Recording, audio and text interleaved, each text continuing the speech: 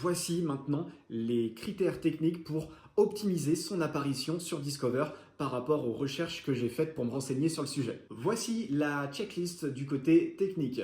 Possède un sitemap XML Google News avec les articles des derniers 48 heures toujours indexés dessus. Mets en place un flux RSS pour tes derniers articles. Sur chaque article, pense à ajouter des données structurées schema.org comme organisation, personne, same as également pour relier les réseaux sociaux à l'auteur de l'article. Et vu qu'à l'heure où je tourne cette vidéo, Discover, ça se consomme en France sur mobile, eh bien assure-toi que tes articles sont bien du côté design, bien adaptés, bien responsive pour le mobile. Maintenant, mes tips pour le contenu, pour ta ligne édito, pour optimiser ton apparition sur Google Discover. Il va falloir avoir un sacré rythme, un rythme soutenu, idéalement au minimum un article par jour.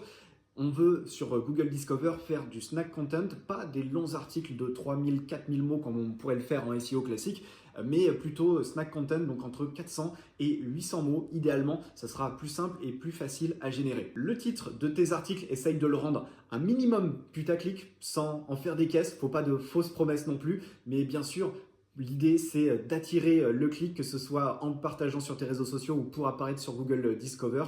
Plus le titre sera aguicheur, plus il sera cliqué, plus il sera mis en avant dans l'algorithme de Google Discover. Ajoute une image principale à tes articles, une image de minimum, idéalement 1200 pixels.